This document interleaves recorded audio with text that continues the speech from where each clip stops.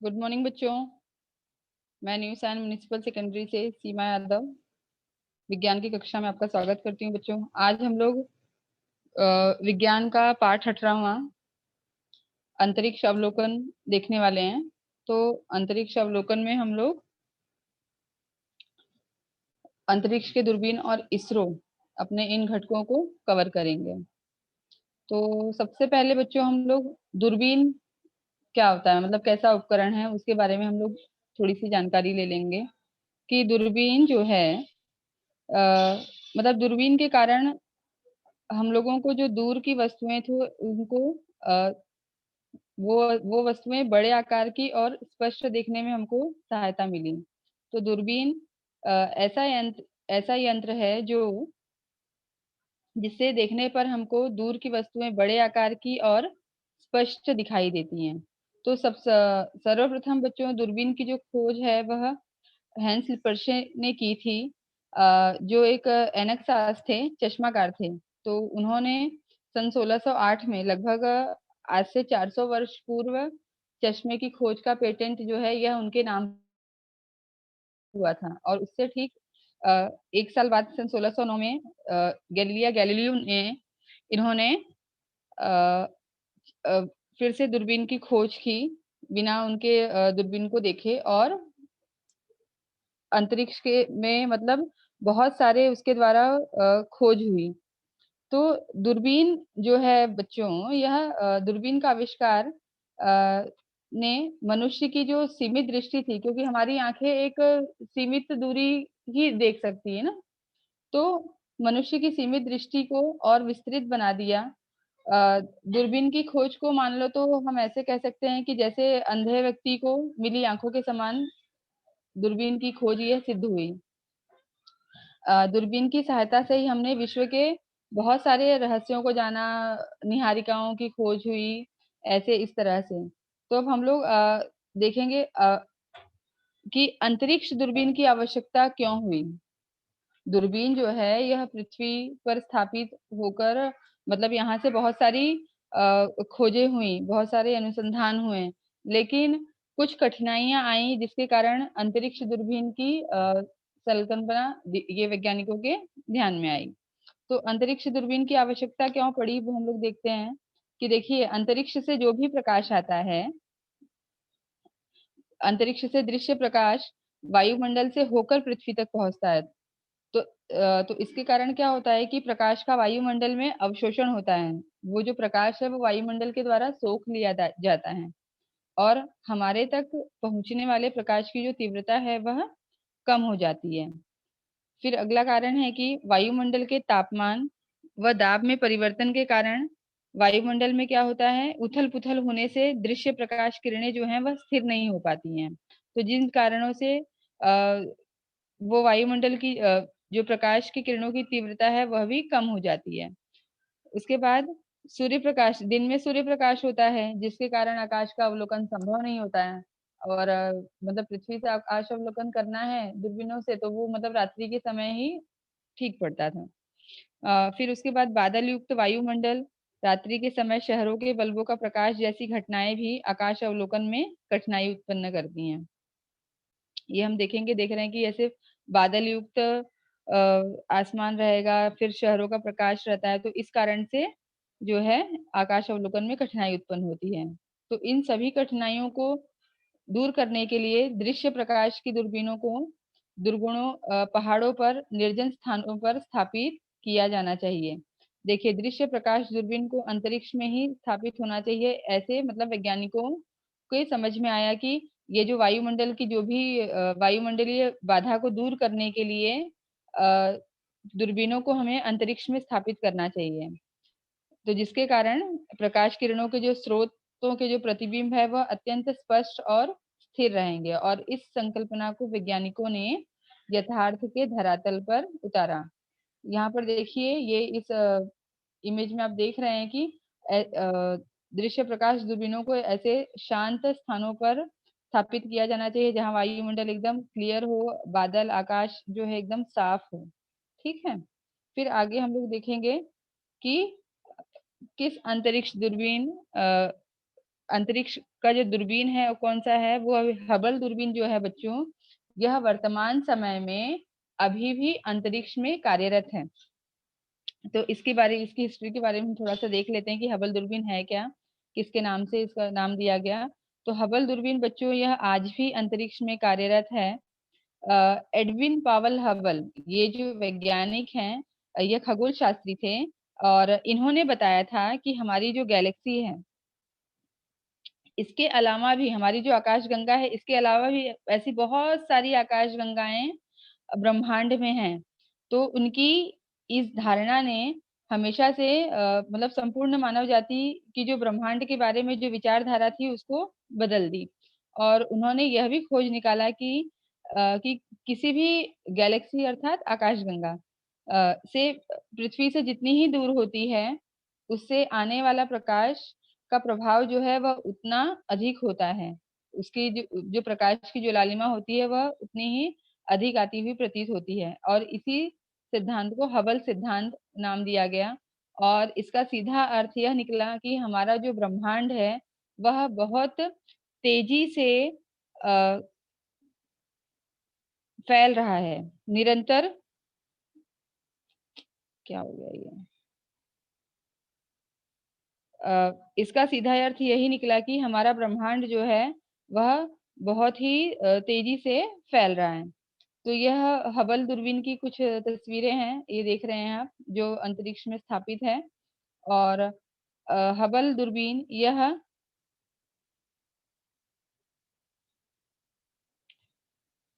यह 25 अप्रैल सन 1990 को अंतरिक्ष में स्थापित की गई थी।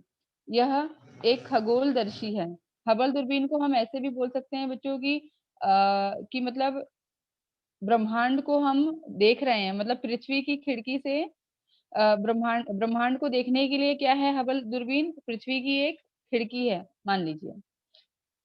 हबल ने ब्रह्मांड के बहुत सारे राज खोले। देखिए अंतरिक्ष में ऐसे बहुत सारे अनसुलझे रहस्य हैं। अंतरिक्ष की गहराइयों में बहुत सारे राज छिपे हुए हैं, जिनको पूरे विश्व के समक्ष लाने के लिए हबल दूरबीन यह बहुत ही उपयुक्त सिद्ध हुआ। जिस और वास्तव में हबल दूरबीन ने बहुत सारे राज्य अंतरिक्ष के खोले भी। कई पिंडों की भी खोज की, ब्लैक होल, डार्क एनर्जी के क्षेत्र, इन सभी की खोज जो है हबल दूरबीन के द्वारा हुई। तो हम देखेंगे कि हबल अंतरिक्ष दूरदर्शी जो है, वास्तव में एक खगोल दूरदर्शी है, जो अंतरिक्ष में कृत्रिम उपग्रह के रूप में स्थित है। इसे 25 अप्रैल सन 1990 में अमेरिकी अंतरिक्ष यान डिस्कवरी की मदद से इसको इसकी कक्षा में स्थापित किया गया था। बच्चों हबल दूरबीन जो है यह पृथ्वी की निचली कक्षा में, मतलब पृथ्वी से लगभग 570 किलोमीटर की दूरी पर स्थित है। पृथ्वी से 570 किलोमीटर की दूरी पर स्थित है अंतरिक्ष में।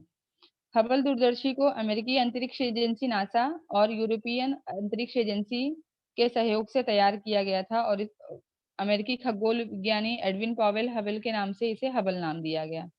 यह नासा की प्रमुख वेधशालाओं में से एक है। हबल जो है यह बहुत ही हबल को हम बच्चों चलती फिरती दूरबीन भी कह सकते हैं, क्योंकि यह अंतरिक्ष में भ्रमण करती रहती है और अंतरिक्ष के बहुत ही उम्दा तस्वीरें जो है वह लेती है और फिर पृथ्वी पर उनको भेजती है, जिससे वैज्ञानिक उसका आकलन करते हैं। तो ऐसी ही कुछ इमेजेस मैं आप लोगों को शेयर करती हूँ। हेलिक्स नेबुला, ये नेबुला क्या होता है बच्चों कि नेबुला जो है एक विशालकाय बादल होता है अंतरिक्ष में, जो धूल और कई गैसों के मिश्रण से बना होता है। तो उसमें उस वहाँ पर नेबुला में जैसे कि तारे फटते भी हैं, तो तारों के फटने से जो गैसें बाहर निकलती हैं, मतलब वो चमकती हैं, ग्लो करती हैं। तो इस तरह से अ, ये तस्वीरें जो हैं, ये हबल दूरबीन के द्वारा ली गई हैं। ये देख रहे हैं, ये पीएसआर, ये नए ग्रह की खोज हुई थी। हबल दूरबीन ने इसकी इमेज भेजी थी, जो जिसका नाम है पीएसआर B162026b। ठीक है? फिर ये फॉर्मल हॉट है, यह देखिए इसकी आकृति जो है यह लगभग यह मानव के नेत्र के आकार की है और बीच में ये आप देख रहे हैं जो येलोइश रंग का जो कि मानव नेत्र में कैसे पुतली होती है बीच में, तो उसी तरह मानव नेत्र की भांति यह जो है यह अंतरिक्ष में ली गई इमेज है हबल दूरबीन के द्वारा। फिर उसके बाद ये मेजियर 74 गैलेक्सी, मेजियर आकाशगंगा की खोज भी जो है यह हबल दूरबीन के द्वारा हुई और ये देख रहे हैं इमेजेस, ऐसे लग रहा है कि कितने सारे असंख्य तारे यहाँ पर टिमटिमा रहे हैं। यह हमारी आकाशगंगा से दूसरी आकाशगंगा है। तो इस तरह से हबल दूरबीन अंतरिक्ष अनुसंधान के क्षेत्र में मतलब बहुत ही उपयोगी सिद्ध हुई। इस तरह से तरह तरह के बहुत ही उपयुक्त चित्र जो है यह हबल दूरबीन ने वहां से भेजे। ये देखिए यह जो है यह एक पिंड है लगभग जो पूरे आग का गोला है, आग का यह गोला है, मतलब ऐसी ऐसी पिंड वहां पर अंतरिक्ष में हमारे हैं जिसकी जानकारी हमको हबल दूरबीन के द्वारा मिली। तो बच्चों मैं हबल दूरबीन के बारे में आप लोगों को बताऊं कि हबल दूरबीन जो है मतलब यह सबसे पहले ये देखिए यह अभी ये इमेज आप लोग जो देख रहे हैं यह अभी हाल में ही मतलब बहुत लगभग पिछले 10 से 15 दिन पहले की इमेज है जो हबल दूरबीन ने भेजी है अंतरिक्ष की। यह ताजा ब्लैक होल की तस्वीर है जो अभी अभी जिसकी खोज हबल दूरबीन के द्वारा हुई है। तो हबल दूरबीन को वैज्ञानिकों ने बच्चों ऐसे बनाया था कि अगर उसमें कोई त्रुटि आ जाए तो उसको स्पेस में जाकर बना उसको रिपेयर कर सकते हैं, बना सकते हैं, ठीक कर सकते हैं। तो हबल दूरबीन बच्चों सन 1983 में ही सबसे पहले लॉन्च होने वाला था। लेकिन कुछ तकनीकी खामियां आ गई और बजट की प्रॉब्लम हो गई तो जिस कारण से उसकी लॉन्चिंग जो है वो टल गई। तो फिर अप्रैल 1990 में हबल को लॉन्च किया गया और लेकिन अब इतने लंबे समय के बाद वह लॉन्च हुआ और लेकिन जो शुरुआती दौर में जो हबल से जो तस्वीरें आए वो एकदम ब्लर्ड थी, एकदम धुंधली थी। तो मतलब उस समय हबल दूरबीन जो है वो मजाक का विषय बन गई कि इतनी लागत भी बहुत ज्यादा लगी थी, लगभग 1 लाख करोड़ डॉलर से वह बना था हबल दूरबीन और इमेजेस उससे अच्छी नहीं आई। तो जब वैज्ञानिकों ने मतलब इसके बारे में अध्ययन किया तो पता चला कि हबल दूरबीन में बच्चों मुख्यतः 2 दर्पण थे, प्राइमरी और दूसरा सेकेंडरी। तो जो मुख्य दर्पण था उसका कुछ हिस्सा जो है वह क्या हो गया था, मतलब मुख्य दर्पण जो है यह प्रयोगशाला में बनाया गया था तो वह ज्यादा घिस गया था और मतलब कितना घिसा था कि मतलब हमारा जो मनुष्य का बाल है उसका 50वां हिस्सा, मतलब मनुष्य के बाल की चौड़ाई का 50वां हिस्सा इतना ही वह घिसा था। लेकिन उसके कारण जो इमेजेस थे वह क्लियर नहीं आ रहे थे। तो फिर वैज्ञानिकों ने हबल की को इस तरह से बनाया था कि मतलब अगर कोई भी त्रुटि आ जाए तो मतलब उसको हम अंतरिक्ष में जाके उसको बना सकते हैं। तो सन 1993 में पहला सर्विसिंग मिशन भेजा गया था और वहां पर 5 वैज्ञानिकों की टीम ने जाकर जो मुख्य दर्पण में जो त्रुटि थी वहां पर मतलब उसको ठीक किया। को स्टार मतलब 5 छोटे छोटे दर्पणों का ये लगाया था वहां पे ग्रुप। तो इस तरह से वो त्रुटि दूर हुई और बाद में हबल ने बहुत ही उम्दा तस्वीरें वहां से भेजी। तो मतलब यह तो अब तक मतलब अप्रैल 1990 में लॉन्च होने के बाद अब तक हबल की जो आयु है वह 30 वर्ष हो गई है और अब तक 30 वर्षों में 5 सर्विसिंग मिशन भेजे गए हैं हबल को ठीक करने के लिए। तो अब क्या क्या ठीक किया गया, जैसे कि मतलब नए सोलार पैनल लगाए गए हैं, कैमरों को अपडेट किया गया। इस तरह से सर्विसिंग मिशन में ये सब कुछ हुआ और लास्ट जो सर्विसिंग मिशन है हबल को ठीक करने के लिए यह 2009 में भेजा गया। हबल जो है वह आज भी और इन्हीं मतलब इन सर्विसिंग मिशन के कारण ही हबल आज भी यह काम कर रहा है और अंतरिक्ष की गहराइयों में झांक रहा है। हबल ने दूसरी आकाशगंगाओं में गैस और तारों की गतिशीलता को मापा और जो तारे बहुत दूर स्थित हैं उनके इर्द गिर्द जो ग्रह हैं उनको देखा और हबल ने ब्रह्मांड की उत्पत्ति के बारे में भी हमारी जानकारी बताई कि हमारा जो ब्रह्मांड है यह लगभग 13.7 अरब साल पहले अस्तित्व में आया और यहाँ से ब्रह्मांड का विस्तार हो ही रहा है। बहुत तेजी से हमारा ब्रह्मांड जो है वह फैल रहा है। तो अब बच्चों, हबल की आयु लगभग पूरी हो चुकी है। मतलब वैज्ञानिकों का मानना है कि हबल अभी कुछ वर्षों तक और कार्यरत रहेगा। तो अब हबल को रिप्लेस करने के लिए यह भी एक अंतरिक्ष दूरबीन है जिसका नाम है बच्चों जेम्स वेब टेलीस्कोप, जो जिसको हबल के उत्तराधिकारी के रूप में जाना जा रहा है। तो यह जो टेलीस्कोप है, यह जो दूरबीन है बच्चों, यह हबल से बहुत ही शक्तिशाली है। हबल से कई गुना शक्तिशाली है। क्यों? क्योंकि अगर हम लोग तुलना करेंगे तो देखिए, हबल में जो मुख्य दर्पण था उसका जो व्यास था वह 2.5 मीटर था, 2.5 मीटर है। और जेम्स वेब टेलीस्कोप, इस टेलीस्कोप में मुख्य दर्पण का व्यास जो है वह 6.5 मीटर है। और हबल जो है, हम जैसे एक छोटी स्कूल बस होती है ना, उस उतना बड़ा आकार में है और यह आकार में उससे कई गुना बड़ा है। हबल दूरबीन जो है यह केवल दृश्य प्रकाश के रेंज में कार्य करता है। विजिबल रेंज स्पेक्ट्रम में ही हबल दूरबीन यह कार्यरत है। और जेम्स वेब टेलीस्कोप जो है यह इंफ्रारेड किरणों को के प्रति क्या है, संवेदनशील है। खगोलीय पिंड जो हैं, वो जो बहुत सारे खगोलीय पिंड जो अंतरिक्ष में हैं, यह दृश्य प्रकाश के अलावा विद्युत चुंबकीय तरंगे भी क्या करते हैं, छोड़ते हैं। तो दूर खगोलीय पिंडों से आने वाली किरणों को का जो ज्यादातर हिस्सा जो है वह पृथ्वी के वायुमंडल के द्वारा क्या क्या होता है, सोख लिया जाता है, जिस कारण से मतलब वो किरणें पूरी तरह से, मतलब उनकी तीव्रता कम हो जाती हैं। तो इसलिए जेम्स वेब टेलीस्कोप को इंफ्रारेड रेंज में काम करने के लिए बनाया गया है और यह पृथ्वी से लगभग 15 लाख प्रकाश वर्ष दूर स्थापित होगा। तो मतलब यह अंतरिक्ष की और गहराइयों में स्थापित होगा और हमको अंतरिक्ष के बहुत सारे जो रहस्य हैं वह जानने को मिलेंगे। तो यह मतलब 2021 में वैज्ञानिक इसको लॉन्च करने की योजना बना रहे हैं।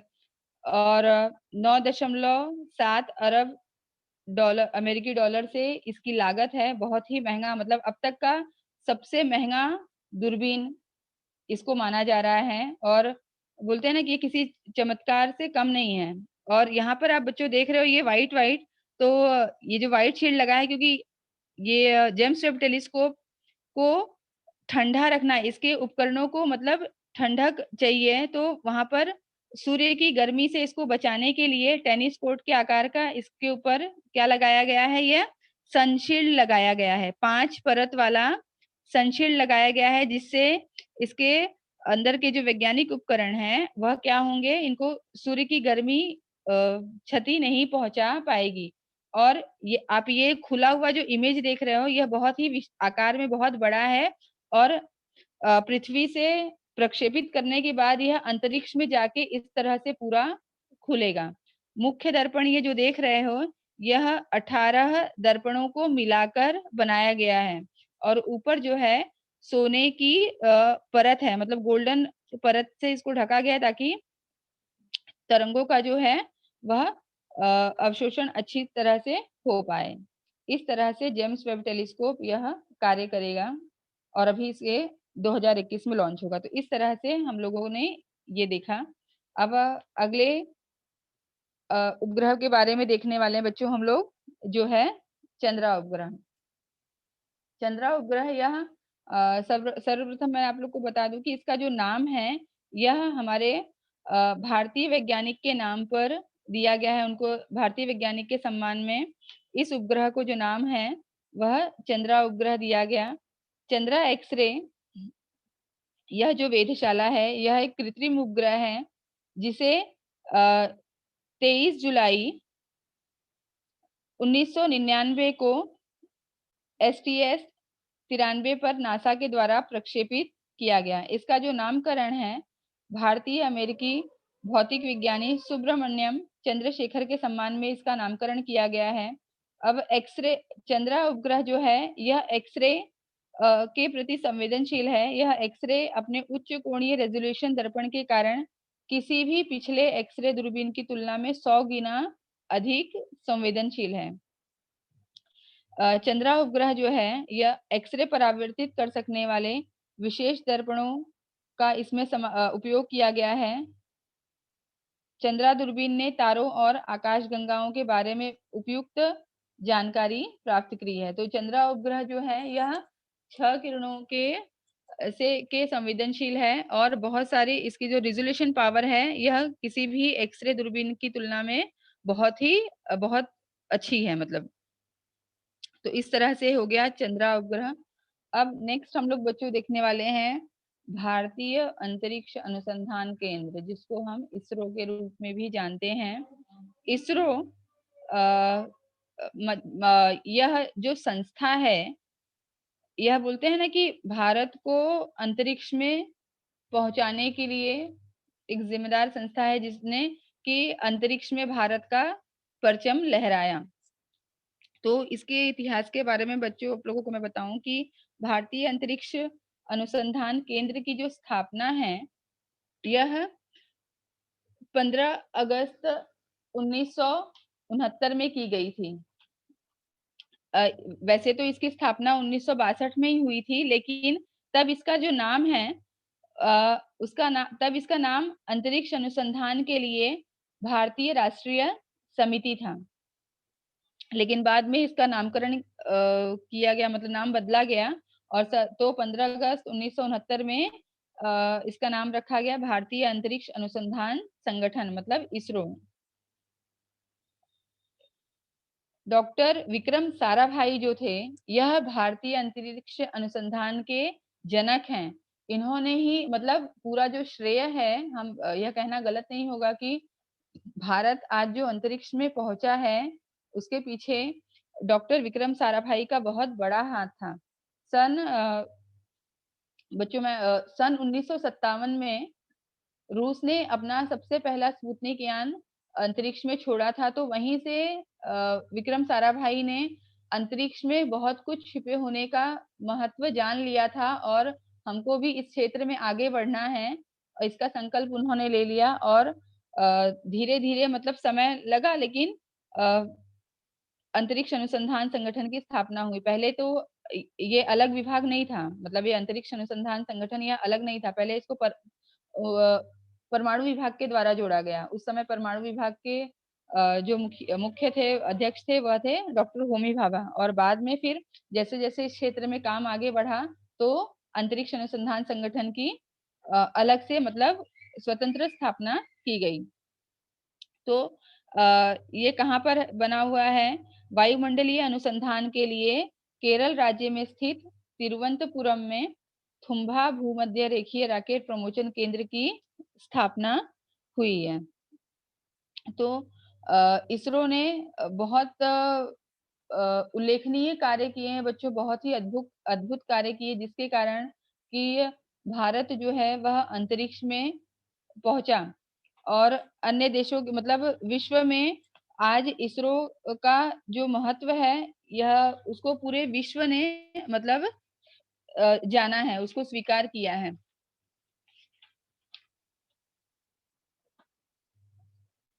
भारत का अंतरिक्ष विज्ञान के क्षेत्र में जो प्रयास है वह बहुत ही सराहनीय है। और क्योंकि इसरो जो है वह एक ही उपग्रह भेजकर अंतरिक्ष में संतुष्ट नहीं हुआ। उसने लगातार इसरो ने कई सारे उपग्रहों का सफल प्रक्षेपण किया और इस तरह से मतलब अंतरिक्ष के क्षेत्र में उसके अंतरिक्ष के गंभीर तथ्यों को खोजने में जो उसकी जिज्ञासा है वह पूरे विश्व के समक्ष आई।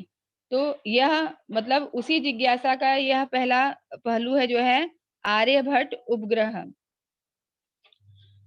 इसरो ने अभी इसरो का बच्चों मुख्य उद्देश्य क्या था कि देखिए, इसरो का जो मुख्य उद्देश्य था यह विभिन्न राष्ट्र कार्यों के लिए स्पेस टेक्नोलॉजी का विकास करना था।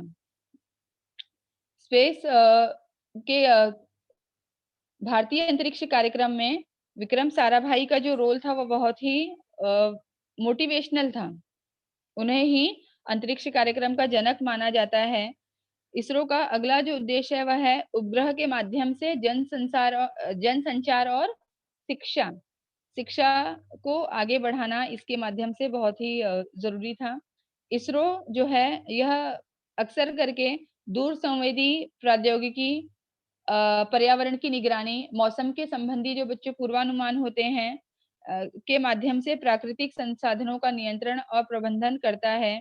इसरो जो है स्वदेशी उपग्रह बनाता है और उपग्रह प्रक्षेपण यान जो लॉन्चिंग उपकरण होते हैं उनका वह स्वदेशी तकनीक का उपयोग करके उनको बनाता है। तो इस तरह से इसी कड़ी में इसरो भारत की जो है पहली अंतरिक्ष यात्रा वह शुरुआत हुई थी 19 अप्रैल 1975 में आर्यभट्ट उपग्रह को प्रक्षेपित करके।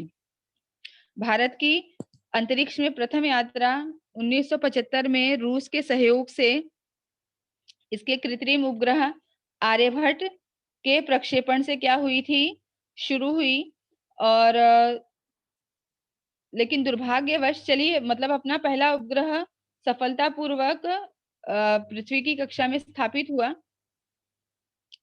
तो देखिए इसको किसके द्वारा प्रक्षेपित किया गया था, कॉस्मोस 3। यह सोवियत संघ के द्वारा 19 अप्रैल 1975 को कॉस्मोस 3M प्रक्षेपण वाहन के द्वारा कास्पुतिन यार से प्रक्षेपित किया गया था। आर्यभट्ट उपग्रह का नाम जो है वह महान गणितज्ञ 5वीं शताब्दी के जो महान गणितज्ञ आर्यभट्ट जी थे उनके नाम पर रखा गया था। लेकिन दुर्भाग्यवश 5 दिन के बाद ही इस उपग्रह ने अपना काम करना बंद कर दिया। लेकिन भारत के लिए फिर भी यह एक बहुत बड़ी उपलब्धि थी कि भारत उस समय अंतरिक्ष में पहुंच चुका था। तो अंतरिक्ष यान से सभी जो संकेत थे वह ऑपरेशन के 5 दिनों बाद खो गए थे। तो लेकिन बट फिर भी यह भारत के लिए बड़ी उपलब्धि क्यों था? क्योंकि भारत जो है वह अंतरिक्ष में पहुंच गया था। फिर उसी श्रेणी में आगे बढ़ते हुए 7 जून 1989 को भारत का दूसरा उपग्रह भास्कर जो 445 किलो का था, इसको पृथ्वी की कक्षा में स्थापित किया गया। अब भास्कर उपग्रह यह क्या, इसने इसका क्या कार्य था? इसने जल विज्ञान और भूविज्ञान से संबंधित बहुत सारे डेटा एकत्रित किए। इस उपग्रह ने समुद्र और भूमि की सतह से संबंधित जानकारियां प्रदान की।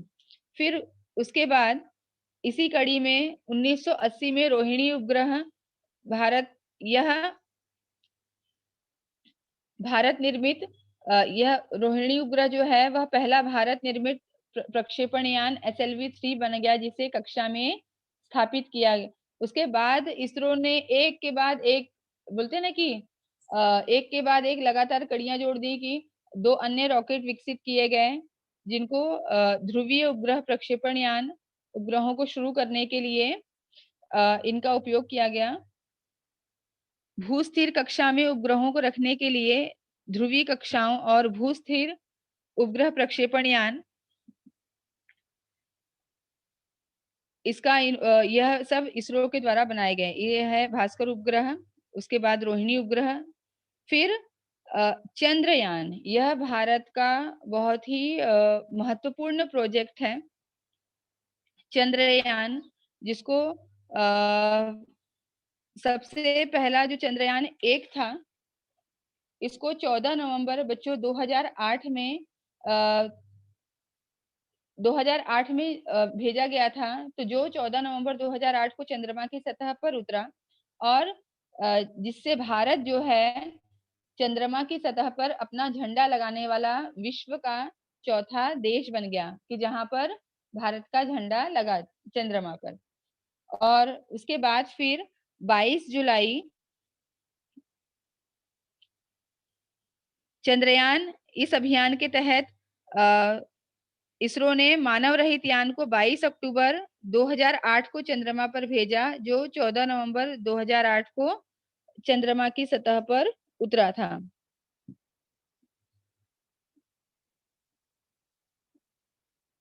फिर 22 जुलाई 2019 को चंद्रयान 2 भेजा गया। अभी ये बहुत ही हाल की ही घटना है, पिछले 2 साल पहले 2019 में मतलब तो भेजा गया, और हमारा वो यान बहुत ही अच्छे से गया, लेकिन दुर्भाग्यवश कि चंद्रमा की जो सतह से 2.2 किलोमीटर की दूरी, लगभग 2 किलोमीटर की दूरी शेष रह गई थी। तो वहीं से हमारा जो विक्रम लैंडर है वह क्या हो गया, अपने रास्ते से भटक गया। विक्रम लैंडर को वहां पर चंद्रमा की सतह पर लैंड करना था, लेकिन उससे क्या हो गया कि अपने रास्ते से भटक गया, और अंतरिक्ष यान के साथ जो है जमीनी संपर्क जो है वह मतलब जमीनी नियंत्रण जो है वह खो गया। तो इस तरह से बच्चों इसरो ने बहुत ही अतुलनीय कार्य किए हैं, बहुत ही उल्लेखनीय कार्य किए हैं। देखिए, भारतीय अंतरिक्ष कार्यक्रम का बच्चों जो है मूल उद्देश्य, यह दूर संचार, टेलीविजन प्रसारण, मौसम अध्ययन और जो बहुत सारे प्राकृतिक संसाधन हैं उनका सर्वेक्षण और प्रबंधन के क्षेत्र में स्पेस टेक्नोलॉजी का विकास करना है। आज अलग अलग देशों में पूरे 9 भूकेंद्र हैं जो भारतीय उपग्रहों से क्या करते हैं, सूचनाएं प्राप्त करते हैं। और भारत के लिए गर्व की बात बच्चों क्या है कि विश्व के बाजार में जितने भी उपग्रह डेटा बेचे जा रहे हैं, मतलब जितने भी सैटेलाइट से जो डेटा आ रहा है, बेचा जा रहा है, उसमें भारत के आईआरएस डेटा का 5वां हिस्सा है। और यही नहीं, विश्व में आज अंतरिक्ष विज्ञान के क्षेत्र में जो भी होड़ लगी हुई है, मतलब अंतरिक्ष के रहस्यों को जानने के लिए, उसमें हमारा देश जो है वह कहीं भी पीछे नहीं है। हमारे देश ने इस क्षेत्र में बहुत ही उल्लेखनीय उपलब्धियां हासिल की हैं। अंतरिक्ष में विज्ञान के आविष्कार के लिए छोड़े गए जो उपग्रह हैं वह विश्व को चकित करने वाले रहे हैं। विश्व में अंतरिक्ष यात्रा में हमारा देश जो है वह बहुत ही आगे गया है। तो आगे हम लोग इसी कड़ी में देखेंगे बच्चों एस्ट्रोसेट। एस्ट्रोसेट जो है यह क्या है, इस उपग्रह पर पराबैंगनी किरणें और छह किरणें ग्रहण करने वाली दूरबीनें और उपकरण लगाए गए हैं। एस्ट्रोसेट क्या करता है, अल्ट्रावायलेट जो रेज हैं और एक्स रेज, इन किरणों को अवशोषित करने वाले, ये इन किरणों को ग्रहण करने वाली जो है दूरबीन और इसमें उपकरण लगाए गए हैं। तो अब एस्ट्रोसेट देखेंगे बच्चों क्या है कि एस्ट्रोसेट जो है यह भारत की पहली वेधशाला है जो आंध्र प्रदेश के श्रीहरिकोटा से एस्ट्रोसेट को प्रक्षेपित किया गया था, लॉन्च किया गया था। इसका वजन जो है 1513 किलोग्राम है और इसे पृथ्वी की निचली कक्षा में 650 किलोमीटर की ऊंचाई पर स्थापित किया गया है। यह सुदूरवर्ती जो दूर स्थित खगोलीय पिंड हैं उनके अध्ययन के लिए समर्पित देश का पहला उपग्रह है। इसरो के मुताबिक एस्ट्रोसेट जो है एक ही समय में ultraviolet, optical, low and high energy X ray waveband में ब्रह्मांड की निगरानी में क्या है, सक्षम है। तो अलग अलग कार्य क्षेत्र में भी क्या है, यह सक्षम है।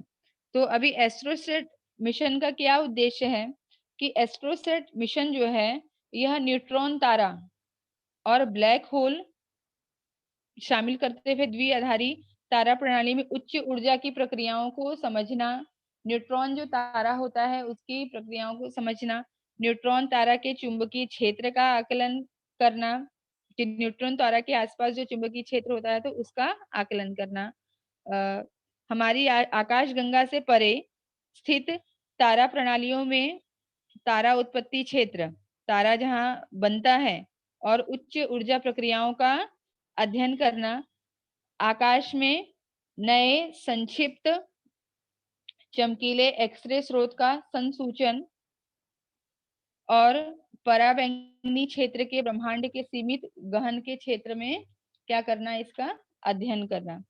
और ये एस्ट्रोसेट मिशन यह भी बच्चों इसरो के द्वारा किया गया। और इसरो की और कुछ उपलब्धियां मैं आप लोगों को बता दूं कि वर्ष 2017 में ही इसरो ने एक साथ बच्चों एक 104 104 उपग्रहों को लॉन्च करके विश्व रिकॉर्ड बनाया। 104 उपग्रहों को एक साथ सफलतापूर्वक उनका प्रक्षेपण किया गया था, जो एक वर्ल्ड रिकॉर्ड बन गया। फिर उसके बाद मतलब इसके पहले ही वर्ष 2014 में इसरो जो है, यह अपने पहले ही प्रयास में मंगल ग्रह पर सफलतापूर्वक पहुंचने वाला पहला देश बना। मतलब फर्स्ट अटेम्प्ट में ही भारत जो है वह मंगल पर पहुंचने वाला पहला देश बन गया। और इस मिशन का जो बजट है वह भी बहुत अधिक नहीं था, मात्र 450 करोड़ रुपए। तो इस तरह से बच्चों इसरो ने बहुत ही अतुलनीय कार्य किया और हमारा देश जो है वह अंतरिक्ष में पहुंचा। मंगलयान जो मंगल पर जब हमारा देश गया तो अ, उसी के साथ इसरो को मतलब पूरे विश्व में चौथा स्थान मिला और एशिया में पहली अंतरिक्ष एजेंसी। तो इस तरह से इसरो का जो कार्य है वह बहुत ही अद्भुत रहा। धन्यवाद बच्चों। चलिए सर।